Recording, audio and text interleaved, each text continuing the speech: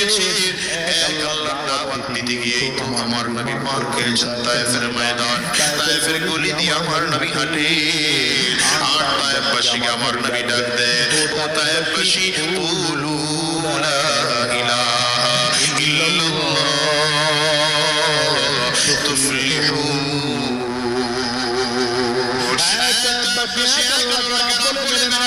স্বীকার করে নাও আল্লাহ ব্যতীত আর কোনো রব নাই এই কথা স্বীকার করে নিলে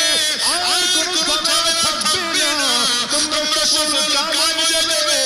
আমার নবীর আওয়াজ শুনে এতটুকু ছিল আল্লাহ দাওয়াত দেওয়া তাওহীদের দাওয়াত দেওয়া শিরক